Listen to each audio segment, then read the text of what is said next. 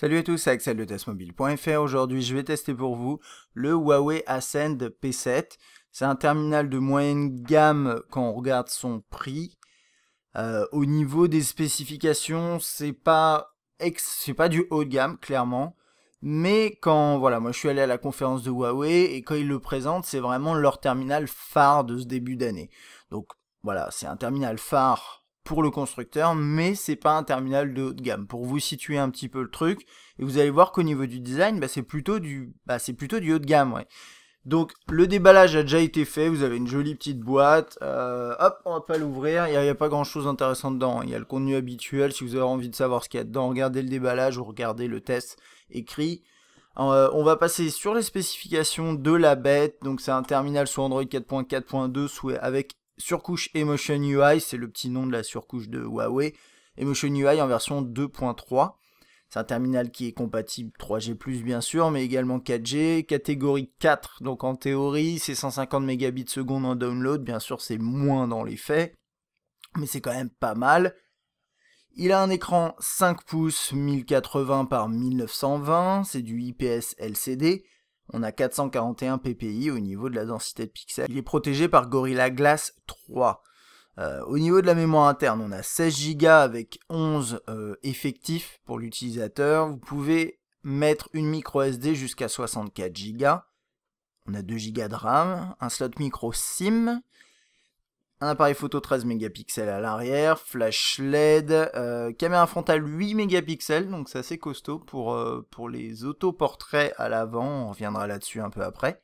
On est sur du quad-core 1,8 GHz, et c'est un chipset iSilicon, donc c'est maison en fait, c'est Huawei qui le produit, et on a une batterie de 2500 mAh. Alors, il y a un petit truc à dire sur ce design, mais c'est en rapport avec les specs, donc je vais le dire maintenant. Sur le côté là, vous avez deux slots. Vous avez le premier, c'est pour la micro SIM, et vous en avez un autre, c'est pour la micro SD.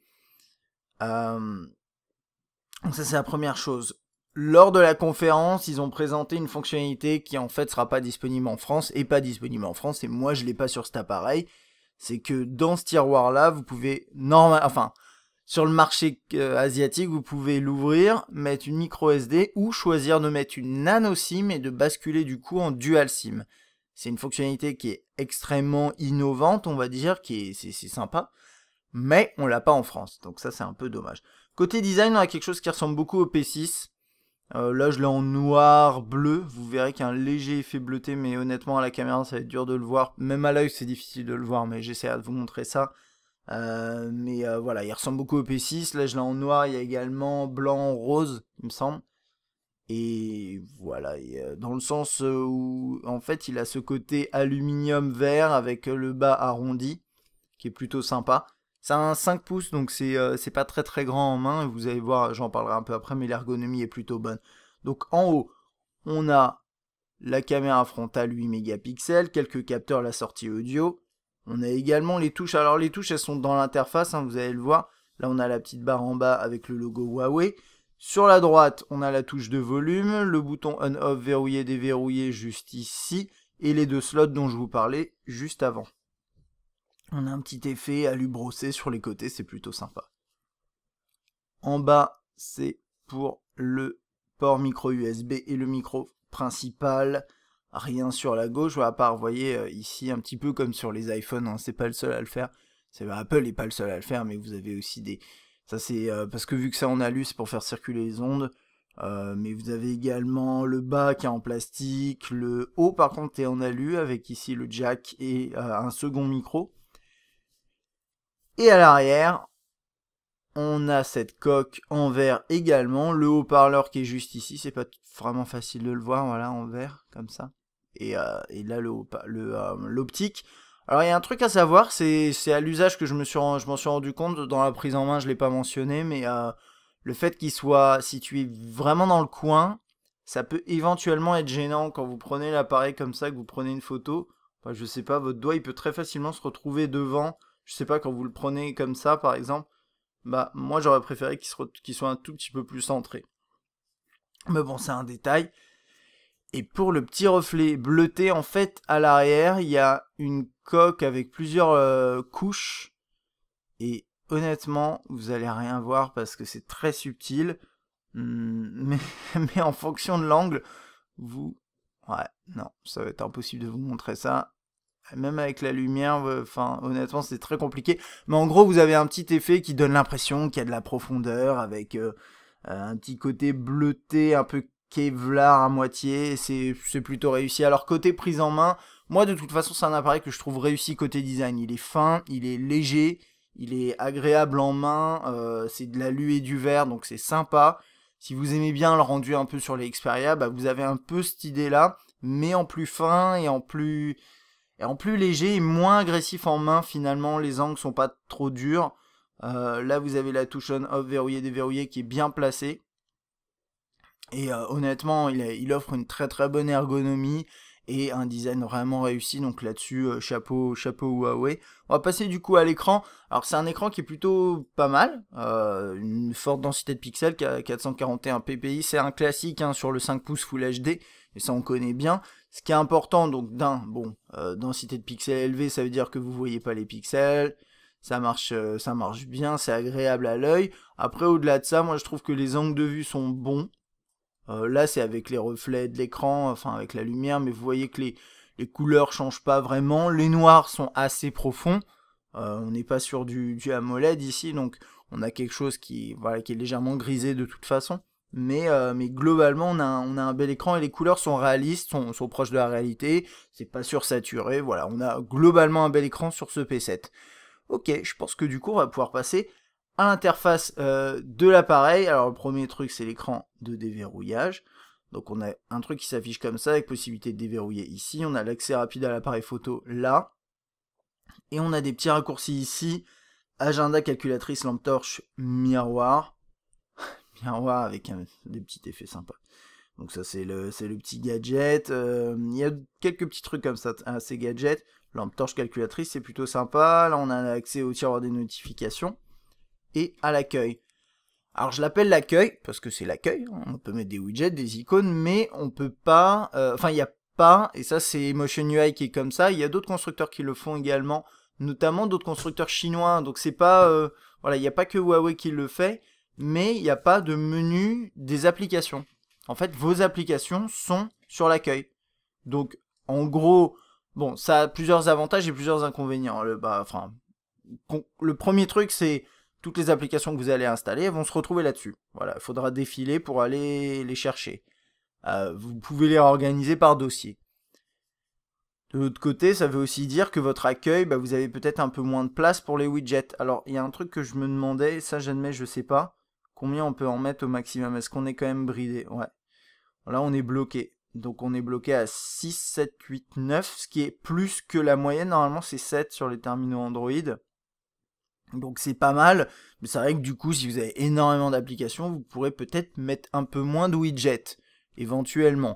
Après, c'est à vous de voir si, voilà, si dans vos usages, vous utilisez beaucoup de widgets, peut-être ça peut vous gêner, mais bon, a priori, peut-être pas. Et d'autant plus que vous pouvez bien sûr créer des dossiers. En soi, ça c'est juste un peu un fonctionnement un peu déroutant, parce qu'on a l'habitude de chercher le menu des applications très rapidement. Mais c'est vrai que quand on y pense, c'est quoi la différence entre l'un et l'autre? C'est juste des écrans qui défilent avec des icônes dessus. Bah là, c'est des écrans qui défilent avec des icônes dessus, sauf qu'en plus, on peut mettre des widgets. Et ça évite de faire un geste de plus pour aller dans le menu. Moi, je trouve que c'est bien fait. Enfin, la logique est bonne. Et je suis d'ailleurs étonné qu'il n'y en ait pas plus qui ait opté pour ce genre de système. Mais voilà, donc soyez pas surpris, vous n'avez pas de menu avec les applications. Ensuite, vous avez des widgets que vous pouvez déposer sur l'écran. On a des widgets maison, il n'y en a pas tant que ça. Ouais, la plupart c'est les widgets classiques Android. Ça peut suffire, hein, largement. Oups. Donc voilà, ça par exemple c'est un widget de Huawei avec AccuWeather, ce genre de truc. Vous allez avoir des notifications ici, avec vos emails, vos trucs comme ça. Vous avez aussi des notifications liées à une application qui permet de gérer votre terminal. Alors là, on reviendra dessus quand on passera dans cette application réellement. Mais vous avez voilà une application qui permet de surveiller par exemple la gestion de l'autonomie, de l'énergie, la gestion de votre data, etc., etc. On regardera ça un peu après. Le tiroir des notifications, là je vais un peu commencer par... on va parler un petit peu performance finalement. C'est un des éléments d'interface qui est étonnamment peu fluide à l'usage. Et c'est très étrange parce que, autant là-dessus, vous voyez, ça marche assez bien, que le tiroir là, ce menu-là, tous ces trucs-là, là on le voit pas, mais quand il y a pas mal de notifications, ça donne l'impression, même si c'est pas énorme, que tout est pas très réactif, quoi. C'est un petit peu dommage. C'est pas, voilà, c'est pas gravissime, mais je préfère le mentionner. Là, on peut gérer la luminosité, Wi-Fi, lampe torche. On n'a pas grand-chose d'intéressant à part batterie ultra. Je vais vous montrer ça juste là après. On a multi-écran également, mais multi-écran, c'est connexion à un autre terminal. Hein. C'est pas, par exemple, multi-view. Menu flottant, c'est pas très intéressant. C'est un petit rond qui se promène sur l'écran. Vous appuyez dessus et ça va ouvrir le menu. C'est un truc qu'on a aussi sur d'autres terminaux. Voilà, c'est à vous de voir si vous en avez une utilité. Et il y a un petit truc qui est pas mal. C'était quoi? Donc batterie ultra. Il y a un autre truc, c'est le mode facile. Alors je vais vous le montrer tout de suite. Je sais plus comment il l'appelle, le mode. Ouais, on va aller dans les paramètres. Bon, d'ailleurs, je vous montre les paramètres ici. Alors ça, c'est un truc à savoir. Si vous aimez pas ce genre de style, un petit peu, voilà, moi je trouve que l'interface Emotion UI, elle est pas moche en tant que telle. Il y a des thèmes en plus, je vais vous montrer ça après. Mais ce genre d'interface là, avec les grosses icônes, enfin les icônes comme ça, très colorées, les onglets avec des dégradés, le bleu, c'est pas très soigné esthétiquement parlant. Et voilà, si c'est pas de votre goût, bon, à vous de voir, mais c'est comme ça que vous verrez après dans tout ce qui est téléphonie contact, ça ressemble à ça. Et là, vous avez paramètres généraux, et ensuite ici, vous pouvez par exemple changer le style de l'écran d'accueil. Donc ça, c'est ce que je vous disais sur le mode simple. C'est un truc qu'on trouve de plus en plus sur les terminaux, et vous avez, voilà, si vous n'êtes pas habitué au smartphone, ou si ce téléphone va entre les mains de quelqu'un qui ne connaît pas, vous avez ce mode-là qui est un peu plus restreint. Qui est quand même néanmoins pas mal. Enfin bon, si vous l'achetez pour avoir Android à fond, ça vous servira pas, mais ça peut être quand même utile. Et dans le même genre, vous avez batterie ultra. Alors batterie ultra, ça réduit vraiment le terminal à ses fonctionnalités basiques, avec un écran noir et blanc, une luminosité vraiment basse. Là, vous avez l'heure, le clavier, donc ça c'est pour composer un numéro, vous pouvez appeler des gens, vos messages, les contacts, et vous pouvez quitter ce mode. Et c'est très restreint, mais ça permet de faire quoi en fait? Alors d'après Huawei, j'ai pas pu le tester, mais ça permet de faire 24 heures à 10% d'autonomie. Donc c'est intéressant quand même sur le papier. Après, à voir ce que ça vaut. Hein. Je suis désolé, j'ai pas pu le tester, c'est un peu particulier comme mode. Mais le fait qu'il soit là, c'est quand même une bonne chose. Je regardais dans les paramètres, je voulais vous parler d'un truc, ouais, c'est les thèmes, ça va pas être ici. On a un mode ne pas déranger. Donc ça qu'on peut activer en fonction de certaines plages horaires. Et on peut déterminer des contacts qui sont autorisés pendant cette période. Vous avez vos comptes, menu flottant. Vous avez un mode gant, contrôle le mouvement avec 2-3 petits mouvements. Par exemple pour retourner, pour couper le son, décrocher, ce genre de choses. Accessibilité, il n'y a rien de réellement innovant là-dedans, il me semble. Vous n'avez pas le double tap sur l'écran pour déverrouiller, et appli protégé, ça je sais plus ce que c'est. Autoriser la poursuite.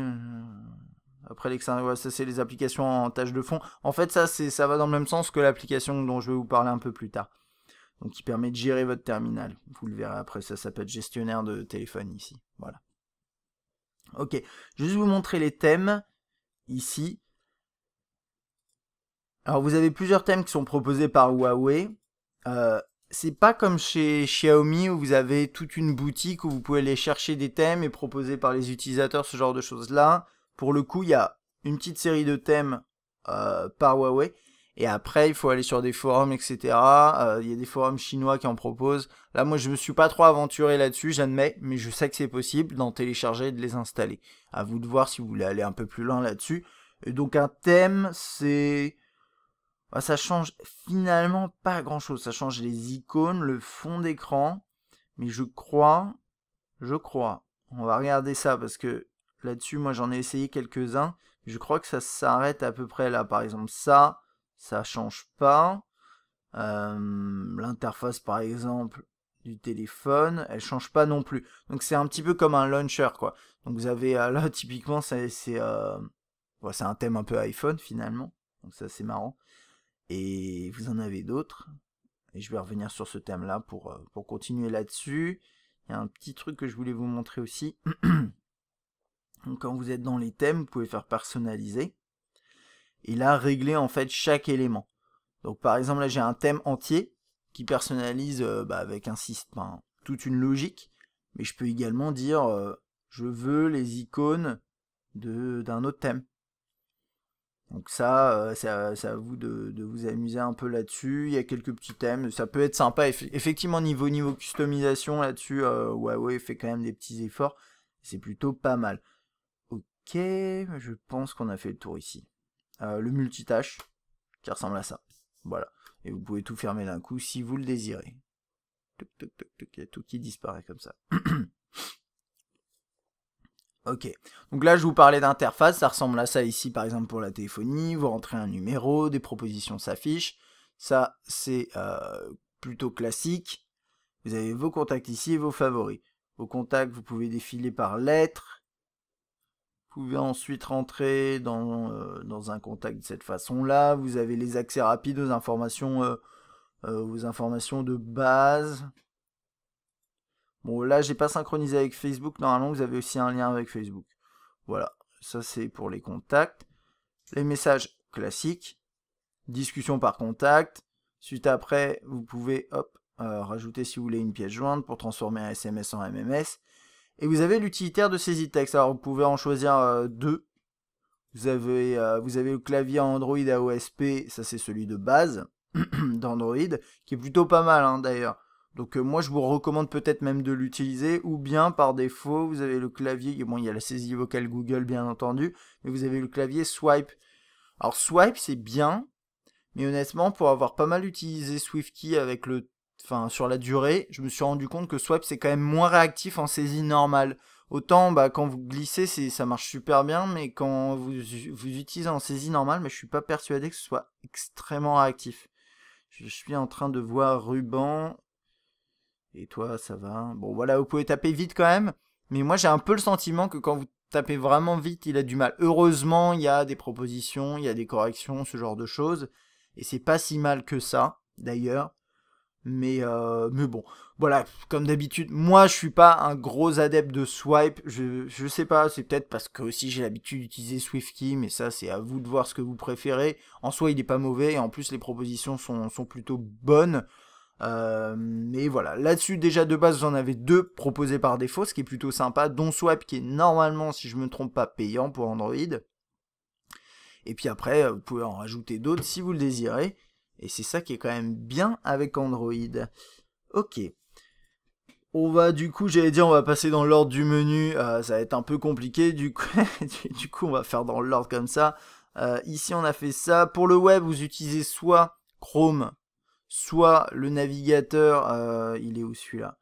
Normalement, il est là. Voilà, c'est le navigateur ici. Honnêtement, c'est à peu près la même chose de l'un à l'autre, comme d'habitude. Avec Chrome pour Android, vous avez la synchronisation Google. Avec l'autre, vous ne l'avez pas. Honnêtement, il n'y a pas de changement majeur. L'expérience est décente, mais et ça, c'est voilà encore une fois sur les performances. Hein, je parle de perf aussi sur le terminal là-dedans. C'est pas non plus excellent. C'est acceptable. Mais par exemple, là, je suis sur un site qui est peut-être un petit peu lourd, hein, de Verge en version non mobile. Et vous voyez, ça a du mal à charger les éléments, c'est un peu saccadé, et c'est un peu dommage. Il y a des sites plus légers où bien sûr ça fonctionne mieux. Je vais ouvrir un article, normalement ça devrait marcher un peu mieux. Là, il m'ouvre en plus la version mobile, on va voir comment ça tourne. Là, normalement, ça devrait aller. Donc voilà, ça va dépendre des sites que vous visitez, mais si vous avez des sites un petit peu lourds, l'expérience va pas être incroyable. Mais sinon, ça va quand même. C'est un bon appareil pour aller sur Internet, 5 pouces, c'est une belle densité de pixels, bonne lisibilité.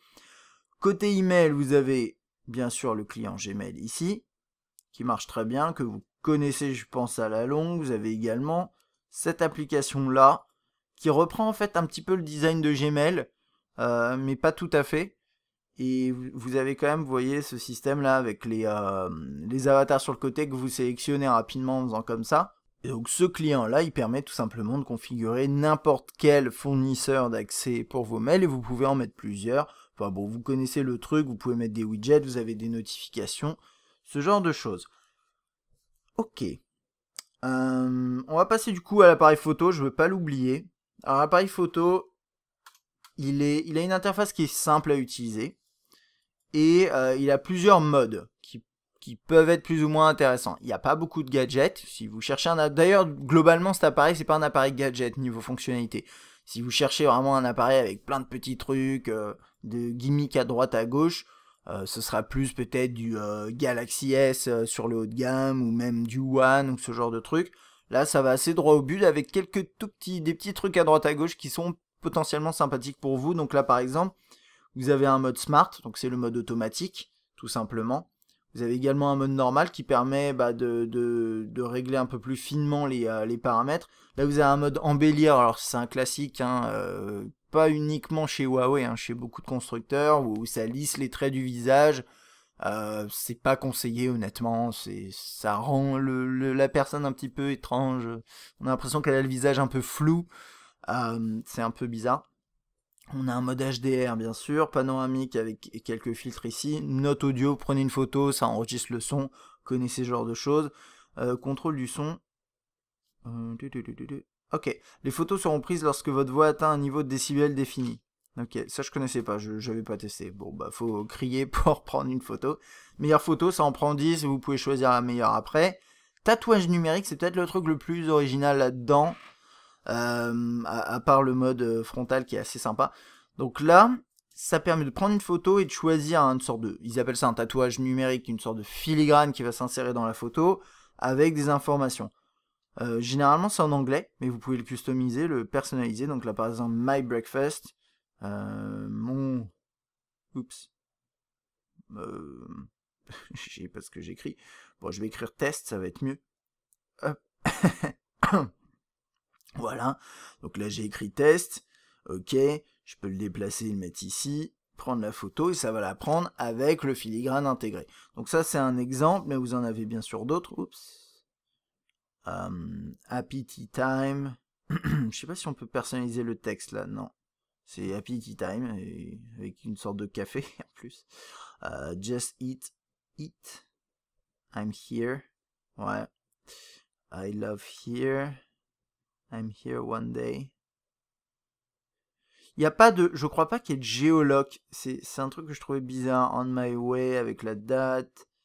I'm here. Et ça c'est personnalisable.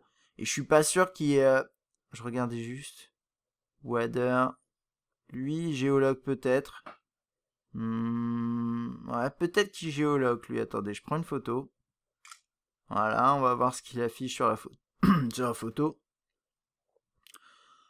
Ouais, je suis pas... Non, je suis pas convaincu. Là, il affiche pas la météo, d'ailleurs, il devait l'afficher. Ah ouais, là, il l'a pas. Enfin bon, c'est des petits trucs comme ça, je pense qu'il faut les laisser un peu chargés pour bien afficher. Là, on a le calendrier, pourquoi pas. C'est intéressant. Après, c'est pas révolutionnaire, c'est pas ça qui va changer votre façon d'utiliser un smartphone. Mais pourquoi pas. Donc on va repasser en mode normal, là on a les paramètres, appareil photo, suivi d'objets, capture des sourires, toucher pour capturer, taille d'image, donc c'est 13 mégapixels max, on peut régler les ISO, on a la minuterie, balance des blancs. Et réglage de l'image ici avec exposition, saturation, contraste, le classique quoi. Ici on peut filmer en Full HD, à choisir dans les paramètres, suivi d'objets, stabilisateur d'image, si vous désirez ou non l'activer, et autres, vous avez tout ce qui est géoloc. Ouais, et ça c'est le dernier truc dont je voulais vous parler. Non, il y a la caméra frontale aussi. Un truc qui est pas mal, c'est, vous avez l'appareil éteint, vous appuyez 2 fois sur volume bas, ça va prendre très rapidement une photo, en 2 secondes c'est fait. Seul truc à savoir, c'est que le focus n'a pas forcément le temps de se faire. C'est-à-dire que si vous avez besoin de prendre une photo d'un paysage rapidement, ça peut aller. Si vous avez besoin de prendre une photo avec un focus un peu compliqué rapidement, ça va être flou. À part si, je sais pas comment ça marche, est-ce que finalement c'est le focus d'avant qui va être pris en compte ou pas, ça je suis pas sûr. Mais en tout cas, ça m'est arrivé de prendre des photos avec ça, de faire des tests et c'était flou, voilà. Moyennant quoi, si vous voulez capturer quelque chose rapidement, c'est votre meilleure chance, on va dire. Sachant qu'après, de toute façon, l'appareil photo reste lancé et hop, vous pouvez appuyer, prendre une photo rapidement comme ça. Pourquoi pas. C'est pas mal quand même. Et dernier truc, mode caméra frontale. Avec ça, c'est luminosité de l'écran, cas de faible luminosité si vous voulez. Et le truc qui est le plus intéressant là-dedans, bon là vous avez touché pour capturer, etc.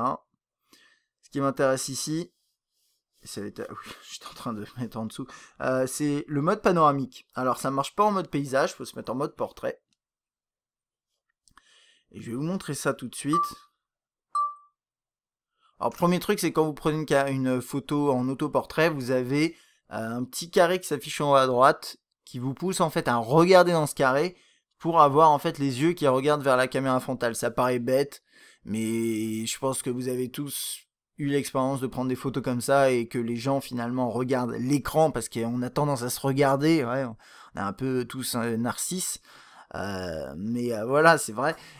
Et du coup, on regarde là ici, on regarde pas l'optique tout simplement. Et bien là, vous avez un petit truc qui s'affiche. Et si ensuite je fais ça sur le côté, alors je sais pas si ça va marcher. On va réessayer. Je vais essayer de pas bouger. Tu prends la photo? Non, il veut pas. On va essayer une dernière fois. J'ai essayé il y a pas longtemps et ça marche très bien normalement. Avec Coco. Voilà. Et normalement je peux en prendre une autre. Ouais, je sais pas, c'est peut-être parce que je sais pas pourquoi il accepte pas. Mais en tout cas, vous pouvez prendre des autoportraits avec un angle beaucoup plus large. Et c'est pas mal. Je l'ai testé, honnêtement ça marche bien. Là je sais pas pourquoi il était casse-pied. Mais sinon ça marche bien. Bon voilà, c'est à peu près tout pour l'appareil photo. La qualité photo, j'en ai parlé dans le test écrit, je vous invite à regarder. En gros, c'est bien. Franchement, c'est pas mal du tout. Le P7 s'en sort bien. D'ailleurs, Huawei l'a mis en avant lors de sa conférence. Et bon, vous le verrez dans la galerie, on verra quelques clichés. Mais c'est pas mal. De nuit, il s'en sort décemment. C'est pas un truc de fou, mais il s'en sort pas mal. C'est bruité, bien entendu. De jour, c'est plutôt bon. En vidéo, le rendu est décent, mais j'aime pas ce petit côté très accentué sur les contours, ce genre de choses. Et ça, j'arrive pas à comprendre pourquoi c'est comme ça. Et c'est pas terrible. Mais l'image est propre, enfin l'image est propre, les couleurs sont bonnes, etc. Finalement, le problème majeur qu'il a cet appareil, c'est l'autofocus. La qualité autant de l'image peut être pas mal si vous arrivez à faire la mise au point. Et ça, c'est le problème, comme je disais, majeur. C'est autofocus, donc automatique, qui a du mal, et également même quand vous le faites au doigt. Et c'est pas que de nuit, et c'est là où je trouve ça complètement bizarre. Bon, déjà de nuit, si vous essayez de faire le focus, c'est très compliqué et c'est presque impossible même parfois, à part sur quand vous avez quelque chose de très très très lumineux sur lequel faire la mise au point. Mais quand c'est de jour, eh bien ça va dans la majorité des cas, mais ça peut aussi complètement déconner et pour des raisons que j'ignore totalement. Je vous inviterai à regarder les échantillons, notamment la vidéo dans laquelle on voit que l'appareil n'arrive pas à faire la mise au point. Et ça pour moi c'est un vrai problème. Parce que la qualité photo peut être bonne, mais si si le terminal n'arrive pas à faire le focus, il y a un problème quand même. Donc on va regarder la galerie, qui est pas mal, avec plusieurs types de tri. Donc vous avez les tri classiques ici avec les dossiers, vous avez ensuite ici date, lieu et contact, c'est plutôt bien. On rentre là-dedans, on a les clichés qui s'affichent, on peut les ouvrir. Ouais, je vais vous montrer un truc.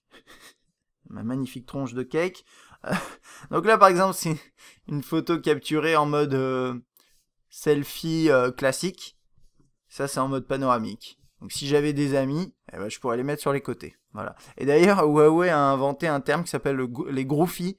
Groupies, c'est des selfies de groupe. Alors le terme est horrible et je vous interdis de l'utiliser, mais voilà, vous avez cette possibilité-là. Mais honnêtement, c'est pas mal, c'est pas mal.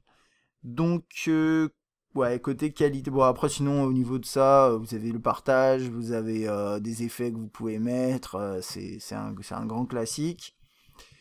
Et au niveau de la qualité des photos, bah, comme vous voyez, moi je trouve que voilà, l'image là, ici, est plutôt bonne. Les couleurs sont justes, c'est pas mal du tout en photo.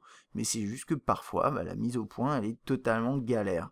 Donc là, bon, c'était juste pour illustrer. J'ai essayé pendant 10... Enfin, ok, j'allais dire 10 minutes, ça fait un peu long. Non, j'ai essayé pendant une grosse minute de faire le focus sur ce texte. Et en plus, là, ce qui est important de savoir, c'est que de nuit, autant sur un fond qui est complètement flou et noir et des couleurs, il n'y a rien qui ressort, je comprends que le focus soit dur et même les meilleurs terminaux ont du mal. Alors, souvent, de nuit, il s'assiste d'une petite LED, mais bon, lui a décidé de pas le faire.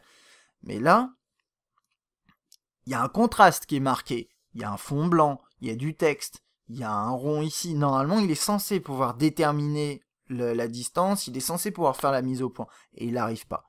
Et ça, c'est comme je vous disais, un véritable problème.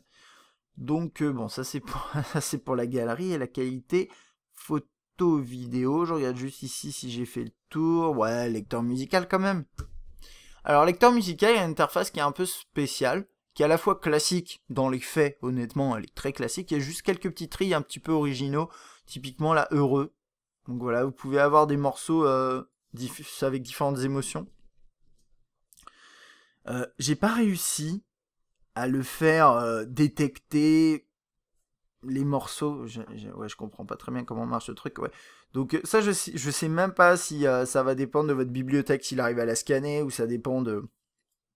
Attendez, on va essayer un truc tout bête. Liste actuelle, ajouter à... Ouais, heureux, serein, triste. C'est même pas automatique, j'ai l'impression. Ok, bon. Donc vous voyez, bon, ça c'est des playlists. Et ensuite on a tous les morceaux, favoris, énergique, triste, liste de lecture, album, artiste, dossier, paramètres. Voilà. Alors là, dans paramètres, il y a deux trucs qui sont un peu planqués. Enfin, c'est planqué, c'est pas exactement planqué, mais c'est assez original. Premier, c'est mode veille. Donc il arrête la musique après 30 minutes, après 50 minutes, etc. Généralement, c'est pour ceux qui s'endorment en écoutant de la musique. Donc c'est pas mal. Il y a des applications qui font ça très bien, mais vous l'avez par défaut. Et vous avez le filtre par durée. Ça paraît rien, mais c'est vachement intéressant. Parce qu'en fait, vous pouvez dire, donc c'est en secondes. Donc par exemple, je mets, imaginons 60 secondes, voilà. Donc je ne veux pas que tu références dans ton catalogue des morceaux de musique qui durent moins de 60 secondes, ou bien vous pouvez mettre 20 secondes. Alors, on peut trouver ça inutile. Il y a un truc que je vois là, c'est que, alors, ça arrive pas toujours, mais parfois, vous téléchargez des contenus sur votre terminal. Vous téléchargez, vous mettez des dossiers, je sais pas, imaginons que vous utilisez votre appareil comme stockage aussi, comme clé USB, ça peut arriver, ou bien, parfois quand vous installez des contenus, mais normalement non, ça marche pas vraiment comme ça. Mais c'est plutôt si vous avez envie d'utiliser votre terminal pour mettre plein de trucs, et que dans ces trucs, il y a des fichiers audio, typiquement des sons très courts, des choses comme ça, et qui vont se retrouver dans votre lecteur musical parce que c'est des fichiers web, c'est des fichiers MP3, etc. Et bien ici, vous dites, ok, en dessous de 30 secondes, tu références pas. Et ben voilà, vous les retrouverez pas dans votre bibliothèque. Et moi, je trouve ça excellent. J'ai eu des exemples comme ça, alors ça date un peu, c'est vrai que sous Android, j'ai pas eu ça depuis longtemps, mais c'était sous Symbian où il me semblait que les jeux qu'on installait, ça mettait des fichiers audio qui étaient scannés par la bibliothèque. Bon, je vous parle de Symbian, là, c'est un peu hors sujet, mais typiquement, ça peut vous arriver de différentes façons sur un appareil Android, et ça permet tout simplement de passer outre. Donc c'est pas mal. Ensuite, ici, vous avez vos artistes, enfin là, c'est les artistes, je peux faire tous les morceaux. Ok. Votre liste s'affiche ici, là, vous avez le lecteur. Vous pouvez mettre en favori. Là, vous avez les différents modes, répétition, aléatoire, etc. Vous pouvez défiler là pour afficher les paroles. Et vous avez compatibilité DTS. Ça, c'est quand vous mettez vos écouteurs. Et c'est à peu près tout.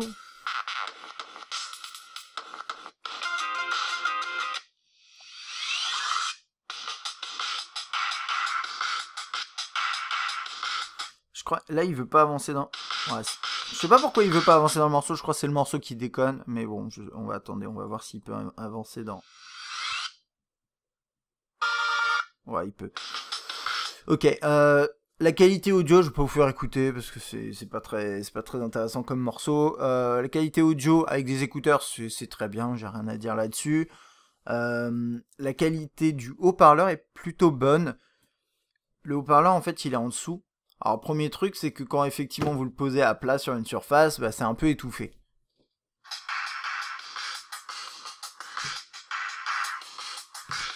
Je sais pas si vous entendez, mais ouais, c'est un peu étouffé. Par contre, le volume est plutôt élevé, donc ça peut être pratique. Le son est...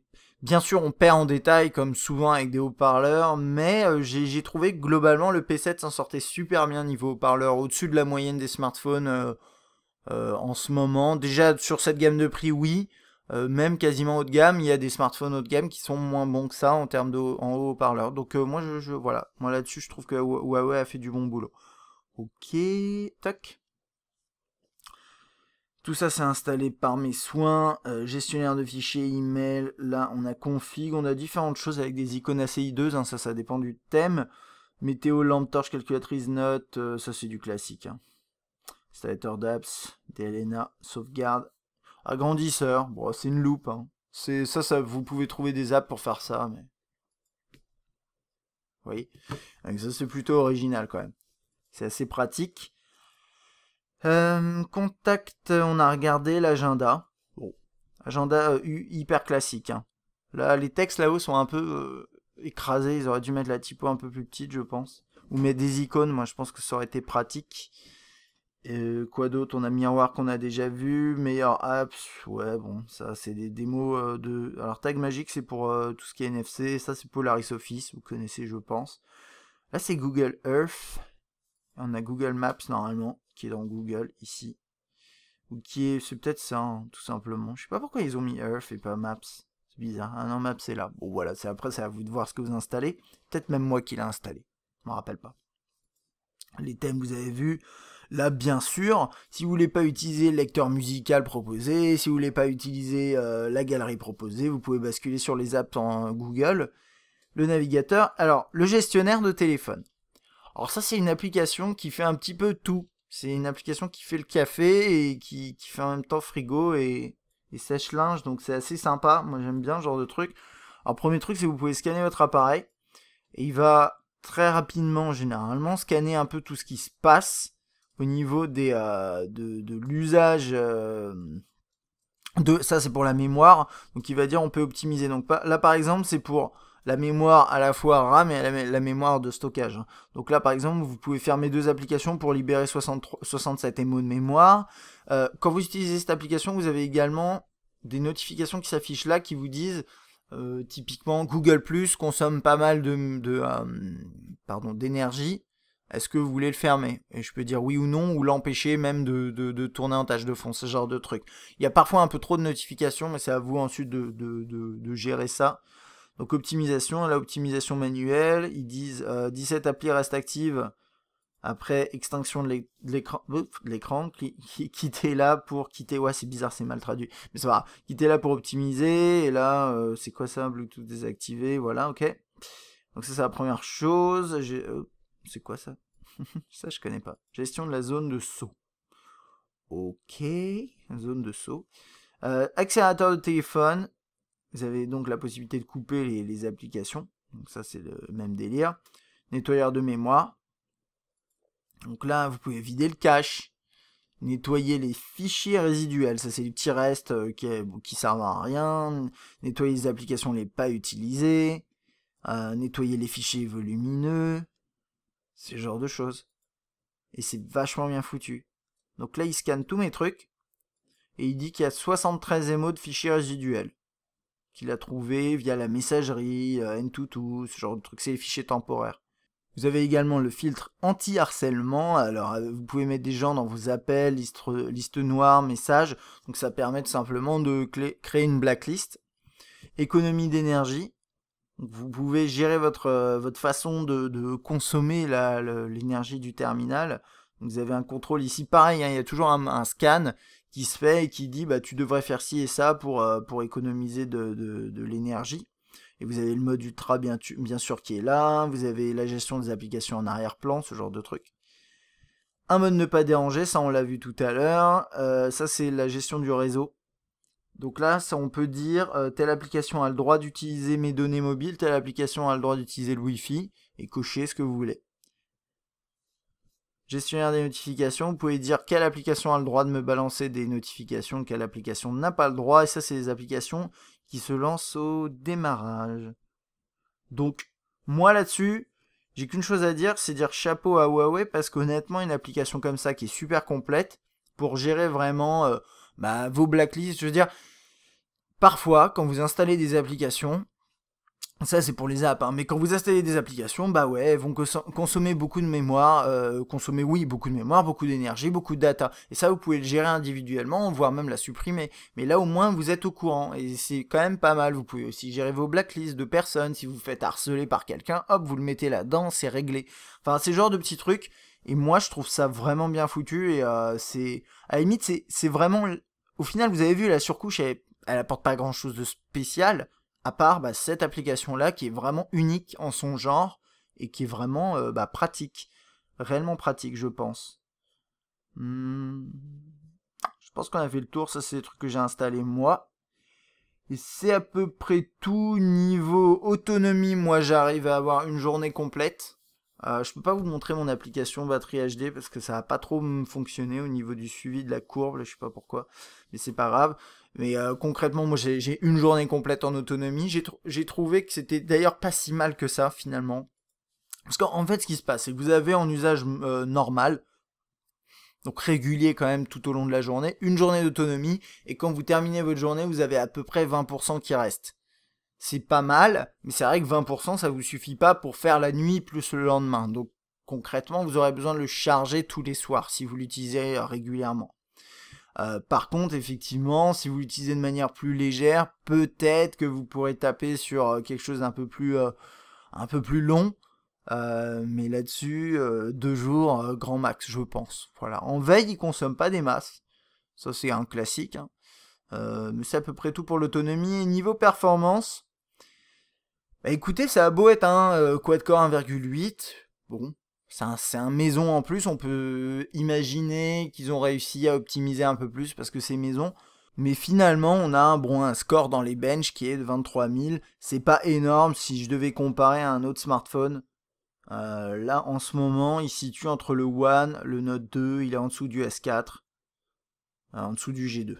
Voilà, juste pour situer le truc. C'est du haut de moyenne gamme quand même, mais c'est du moyenne gamme, clairement. Et dans l'interface, j'ai trouvé que oui, là, ça marche bien, mais parfois, le tireur des notifications, il est pas très... Là, il n'y a pas de notification et ça marche bien. Mais c'est quand il commence à avoir des notifications, c'est un petit peu plus lent, le web, c'est pas excellent. Oui, vous pourrez faire tourner la majorité des applications et des jeux pour l'instant, mais vous aurez une durée de vie de toute façon qui sera moindre que sur du haut de gamme. Hein. Bien sûr, on parle pas de haut de gamme ici, mais bon, c'est à prendre en compte. Donc ça, c'est pour les performances. En soi, j'ai pas été déçu réellement, mais je m'attendais peut-être à un poil mieux par rapport à ça. Donc pour conclure sur ce P7, et pour conclure, je vais faire un truc que j'aurais dû faire dès le début, et il y en a beaucoup qui me disent « Pourquoi tu fais pas ça tout de suite ?» machin. Voilà, c'est enlevé la veille. C'est que c'est un appareil qui est honnêtement très intéressant. Moi, je l'ai utilisé pendant une dizaine de jours. C'est pour ça que le test arrive un peu plus tard peut-être que d'autres. Bon, ça arrive. Au quotidien. Et c'est un appareil que j'ai apprécié utiliser, notamment pour son design. Et honnêtement, là, je vais faire le tour des points positifs, négatifs. Mais point positif, son design, c'est presque une tuerie. C'est quand moi, je prends un terminal de chez HTC haut de gamme, en alu ou bien de chez Sony, j'ai le même genre de sensation, sauf qu'ici j'ai en plus quelque chose de vraiment fin. Et ça c'est, je sais pas, moi ça me parle quoi. Moi quand j'ai cet appareil en main, je trouve que c'est bien, c'est sympa, c'est un beau design réussi. Et là-dessus je dis chapeau Huawei parce que c'est du bon boulot qu'ils ont fait. On a un bel écran, on a un bon haut-parleur, on a une qualité photo qui est bonne quand le focus arrive à se faire, hein, et vous l'avez compris. Et au niveau des fonctionnalités, on a une interface qui est basique, qui passe. Après, on a quelques petites fonctionnalités avancées, comme par exemple le gestionnaire de téléphone, quelques trucs, panoramique selfie. Il y a pas mal de petits trucs qu'on a vu tout au long du test qui sont pas mal faits. Des petites fonctionnalités au niveau de la musique. Bon, voilà, il y a rien de transcendant, mais il y a des petits trucs sympas. En tout cas, ce qui est sûr, c'est il y a des petits trucs sympas, mais il y a rien, à part pour certains petits détails, mais il n'y a pas grand chose que vous n'auriez pu trouver sur le Play Store. Et ça, c'est important de le noter. C'est-à-dire qu'un terminal type Nexus qui arrive un peu à poil, vous pourriez avoir les mêmes fonctionnalités qu'il y a là, voire plus, bien sûr. Alors, vous pouvez enrichir celui-là, hein, mais au final, faut pas oublier que, par exemple, le gestionnaire de téléphone, c'est super bien qu'il soit intégré. Honnêtement, ça déchire, mais vous pourriez trouver les mêmes fonctionnalités sur le Play Store. Après, pour les thèmes, c'est différent, mais bon, là, pareil, vous pouvez... Dans ce cas-là, il y a plus grand-chose qui est intéressant, parce que vous pourriez installer des launchers, mais il y a quand même pas mal de trucs préinstallés dans le terminal qui sont utiles, et moi, je trouve ça bien. Au niveau des points négatifs, globalement, les performances sont pas extra. Je m'attendais à mieux. Alors ouais, c'est du moyenne gamme, c'est du haut de moyenne gamme, mais je m'attendais quand même à mieux pour 400 euros. Surtout quand je vois que voilà, Huawei bascule sur ses chipsets maison et on aimerait que ça signifie aussi meilleure performance parce qu'ils sont plus raccords avec le logiciel, avec l'ensemble, mais finalement pas tant que ça. Donc ça c'est le premier point un peu négatif. J'ai aussi remarqué qu'il chauffait un peu. Alors Huawei a intégré un système de refroidissement, thermal gel, je sais pas quoi, j'ai pas trop suivi le truc, mais normalement la température est censée être moindre que sur le P7, P6. C'est possible, j'admets que j'ai pas fait le comparo parce que j'ai pas de P6 sous la main, mais j'ai trouvé quand même qu'il chauffait en usage prolongé. C'est pas gênant vraiment, et il s'arrête pas en cours de route, c'est ça qui est plutôt bien, notamment en photo, comme je pense à des terminaux Sony, mais bon, il chauffe un peu quand même. Et puis il y a la mise au point. Mise au point en photo qui est pour moi un gros problème. C'est le plus gros problème de smartphone. Est-ce que c'est vraiment le plus gros problème de smartphone? Bah et finalement... Oui et non, mais ça fait partie des points négatifs, clairement. Mais le plus gros problème de smartphone, si vous voulez, c'est son prix. Parce que vous allez me dire, c'est pas cher 400 euros. Ah, ça dépend. Pour du moyenne gamme, c'est pas non plus donné. Et par rapport à la prestation que c'est, bah écoutez, je vais vous dire un truc. J'ai regardé. Vous avez vu dans les benches, il arrive à quel niveau? Il arrive en dessous d'un One, en dessous d'un G2. Regardez les prix actuellement sur les flagships de l'année dernière. C'est là où ce produit, en fait, c'est pas de chance, mais en étant un 400 euros et avec cette prestation, il rentre directement en concurrence avec le haut de gamme de l'année dernière. Et par rapport au haut de gamme de l'année dernière, bah, il n'y a rien à dire. C'est moins performant. Le G2, le One, le S4, éventuellement le Z1 qui est sorti plus tard et qui est encore à 30-40 euros de plus, mais vous pouvez le rajouter dans l'équation. Et c'est pour citer que ceux-là, hein, y en a plein d'autres, hein, bien sûr, et si vous avez envie d'aller plus loin, vous pouvez même voir des prix inférieurs avec des terminaux plus performants chez des constructeurs un petit peu moins haut de gamme. Mais en tapant sur le haut de gamme à 400 euros, vous avez aujourd'hui chez les gros constructeurs des trucs mieux. Le G2, le One, le S4, etc., etc. Enfin, etc. La liste est courte, mais voilà, il y en a. Et c'est ça le plus gros problème de cet appareil. C'est qu'aujourd'hui, malheureusement, je le trouve bien, mais je ne peux pas vous le conseiller. Parce que, mis à part son design qui est une tuerie, et certains petits points qui sont sympas, si je prends un One et que je le mets à côté, enfin, honnêtement, qu'est-ce qu'il a de plus, quoi? Bah, pas grand-chose.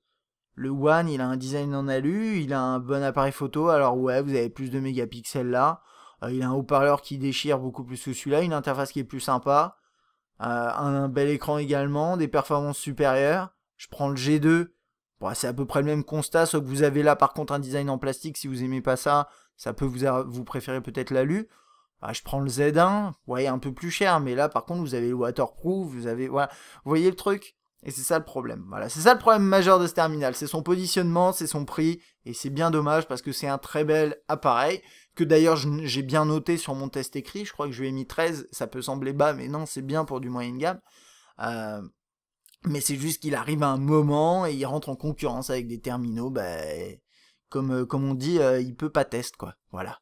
Ok, bah, je pense que c'est à peu près tout pour le P7. J'espère que ce test vous a plu et vous a été utile. Si vous avez des questions, n'hésitez pas. Si vous avez des remarques à faire, si vous avez cet appareil et vous voulez compléter peut-être mon test avec un ressenti ou des remarques sur peut-être des trucs que j'ai loupés, n'hésitez pas.